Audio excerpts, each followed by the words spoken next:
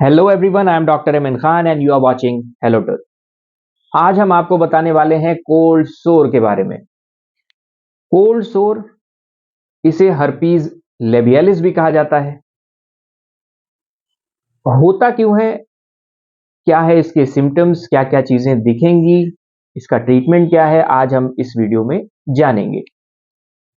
Video शुरू करने से पहले जान लीजिए कि कोल्ड सोर का नाम क्यों दिया गया। कोल्ड सोर, कोल्ड सोर का नाम इसी के एक ट्रिगर इवेंट पर दिया गया जो कि है कोल्ड।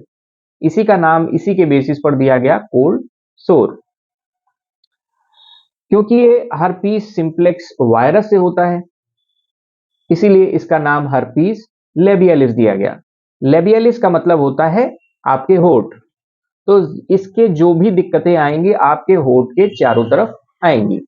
इसमें होता क्या है, देखिए, छोटे छोटे ब्लिस्टर्स इसमें बनते हैं जो कि हमारे ज्यादातर कॉर्नर ऑफ माउथ पर दिखाई देते हैं। कई बार ये पूरे सरकमफेरेंशियल भी दिखाई देते हैं, किनारे किनारे, और कई केसेस में ये नाक पर और चिन पर भी दिखाई देते हैं। देखिए, जब भी पेशेंट इसका आता है तो काफी डरा हुआ होता है, क्योंकि वो बहुत ही गंदा सा दिखता है, और अगर वो आगे की स्टेजेस में होता है तो कई बार वो, क्योंकि ब्लिस्टर्स जो है वो सारे रप्चर कर जाते हैं, तो वो बहुत ही अजीब सा घाव टाइप का दिखता है। तो पेशेंट काफी पैनिक सिचुएशन में होता है। इतना कुछ डरने की बात इसमें नहीं है। हर्पीस सिंप्लेक्स जो है HSV1, ये अपने आप आराम से ठीक हो जाता है, कुछ इतनी ज्यादा डरने वाली बात नहीं है। लेकिन अगर इसमें कोई फर्दर इन्फेक्शन हो गया, सेकेंडरी इन्फेक्शन जिसे कहा जाता है, तो फिर आपको दिक्कत हो सकती है। देखिए, ज्यादातर केसेस में, लगभग 70 से 80% केसेस में इसमें एंटीबॉडीज पाई जाती हैं एडल्ट की बॉडी में या ब्लड स्ट्रीम में। तो इसका मतलब ये हुआ कि कभी ना कभी लाइफ में उसके हर्पीस लेबियलिस हुआ रहा होगा, इसी वजह से एंटीबॉडीज हैं। और कभी कभी उसके सिम्टम्स आदमी को पता ही नहीं चलते।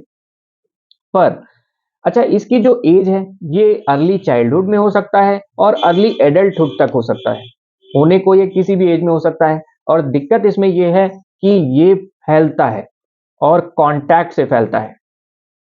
अगर सपोज कीजिए कि किसी ने इस ब्लिस्टर को छू दिया और वो अपने फिर से अपने ऊपर कहीं अप्लाई कर दिया, तो ये होने का खतरा बॉस 100% है। हर्पीस लेबियलिस कहीं ना कहीं, क्योंकि ये ब्लिस्टर्स हैं और टाइम के साथ ये खुद ब खुद ठीक होते हैं, इसमें कोई बहुत ज्यादा दवा खाने की जरूरत नहीं होती, क्योंकि ये वायरल इन्फेक्शन है, अपने आप ठीक होगा। लेकिन जब ये रप्चर करेंगे तो कहीं ना कहीं सेकेंडरी इन्फेक्शन का खतरा बढ़ जाता है। उस केसेस में एंटीबायोटिक्स का यूज करना पड़ सकता है। तो आगे हम आते हैं कि इसके सिम्टम्स क्या क्या आते हैं पेशेंट पर। सबसे पहली चीज है कि फीवर। फीवर का आना मस्ट है। फीवर वैसे भी आता है। देखिए, फीवर आने की वजह क्या है, जब भी कोई इन्फेक्शन आपकी बॉडी में होता है तो बॉडी खुद को हमेशा गर्म करती है आपके नॉर्मल टेम्परेचर से ज्यादा, ताकि वो जो बैक्टीरिया है या वायरस है या जो भी पैथोजन है वो उस हाई टेम्परेचर में मर जाए।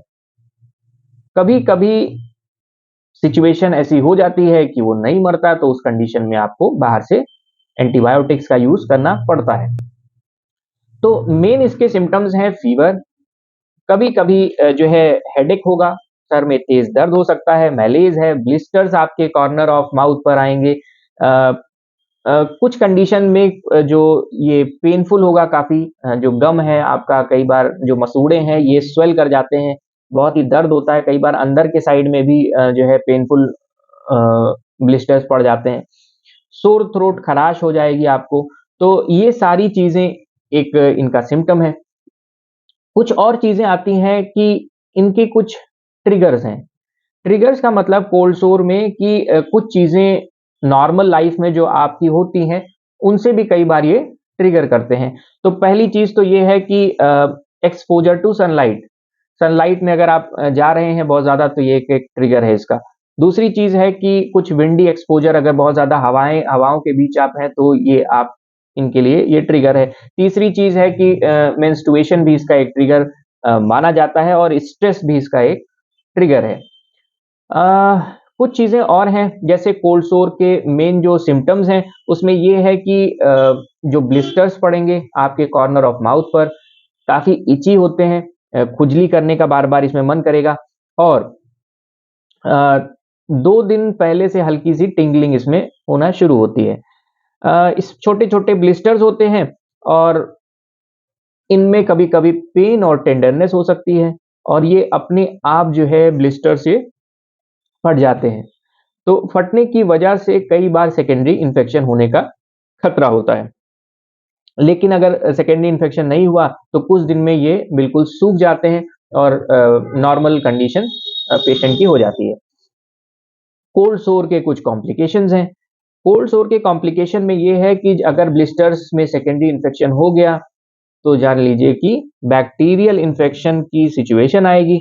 बैक्टीरियल इन्फेक्शन अगर हुआ तो वहां पर पस बन सकता है, पस डिस्चार्ज हो सकता है, और कई बार जो वूंड है वो बिल्कुल हील नहीं करेगा, वो अल्सर के फॉर्म में बन जाएगा। तो इसके लिए आपको एंटीबायोटिक्स का यूज करना पड़ सकता है।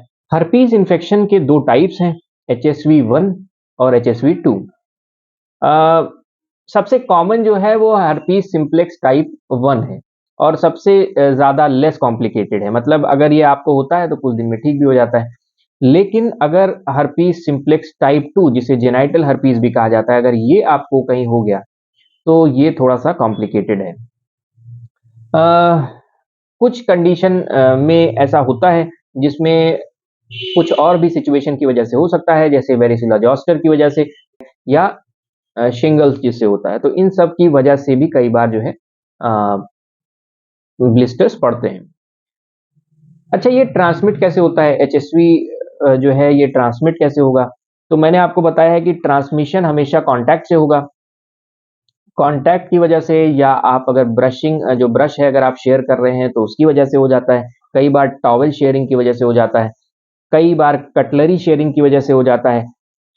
ड्रिंक्स अगर आप साथ में बैठ के पी रहे हैं उसकी वजह से हो जाता है, या क्लोज कांटेक्ट जैसे कि हगिंग है या किसिंग है, इन सब की वजह से एचएसवी फैलता है। प्रिवेंशन जो है अगर बच्चों में इसका करना है तो ओरल हाइजीन अच्छी रखिए। बाकी ब्लिस्टर्स अगर आते हैं तो ब्लिस्टर्स को जो है संभालना है, कोशिश करना है कि कोई जो है जैसे हाथ लगा के आंख वाँख पे ना लगाए। नहीं तो अगर आंख में इसका एचएसवी का इन्फेक्शन हो जाता है तो कई बार जो है वो कॉर्निया को डैमेज कर देता है और यहाँ तक कि पूरी विजन इम्पेयर हो जाता है। तो ट्रीटमेंट इसका क्या है? खुद से ही सेल्फ अपने आप ही ये हील होता है।